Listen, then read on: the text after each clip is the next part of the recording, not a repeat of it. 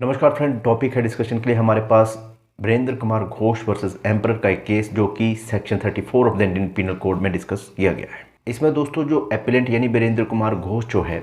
उसको चार्ज किया जाता है अंडर सेक्शन 302 और इसके साथ 34 के साथ यानी कि कॉमन इंटेंशन। इस केस का जो इंसिडेंट है उसको ब्रीफली मैं आपको बता देता हूँ कि 3 अगस्त 1923 यानी 3 अगस्त 1923 को एक पोस्ट मास्टर जो है वो अपने ऑफिस में बैठा होता है और जो एपिलेंट है और उसके कुछ साथी जो है वहाँ जाते हैं रॉबरी के इरादे से यानी लूट करने के इरादे से, और वो पोस्ट मास्टर से मनी की डिमांड करते हैं और हाथापाई करते इन बिटवीन ही वो गोली भी चला देते हैं, जिसमें कि पोस्ट मास्टर को गोली लगती है और वो मर जाता है, उसकी डेथ हो जाती है लगभग इंस्टेंटली उसी समय। और इसके बाद जो असेलेंट होते हैं जितने वो तितर बितर हो जाते हैं बिना मनी को लूटे हुए, मनी नहीं लेते हैं वो, पर जैसे ही गोली चलती है पोस्ट मास्टर मर जाता है तो वो इधर उधर भाग जाते हैं। और जो ये एपिलेंट है वीरेंद्र कुमार ये भी भागता है और इसका एक जो ऑफिस असिस्टेंट होता है वो पीछा करता है, ये उस पर गोलियां भी चलाता है पर लकीली वो बच जाता है और वो इसको पकड़ लेता है। और जो हाई कोर्ट होता है वो तो उसको कन्विक्ट कर देता है कि भाई आपने मर्डर किया इसलिए आप लायबल होंगे, पर ये अपील जो है वो प्रिवी काउंसिल तक चली जाती है, जिसमें कि अपेलेंट जो है वो कंटेंट करता है यानी कि अपनी तरफ से पक्ष रखता है कि भाई वो तो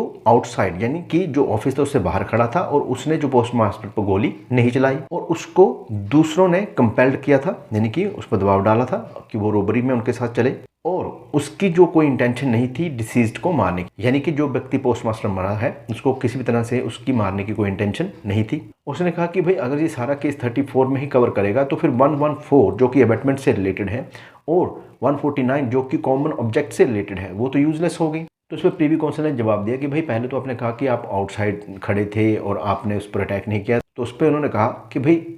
those who stand and wait also participate, यानी कि वो जो इंसिडेंट के वक्त बाहर खड़े रहते हैं, वेट करते हैं या किसी तरह की कोई निगरानी कर रहे हैं, वो भी ऐसा माना जाएगा कि वो भी पार्टिसिपेट कर रहे थे,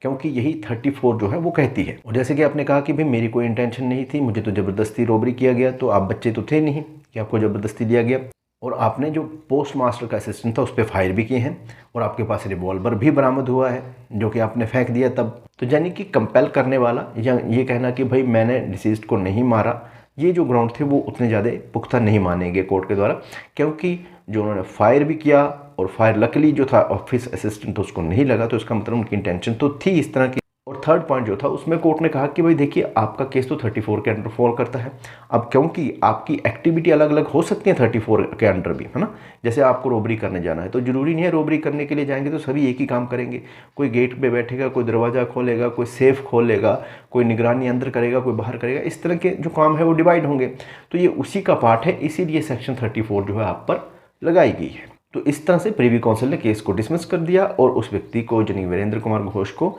मर्डर के लिए लायबल ठहराया।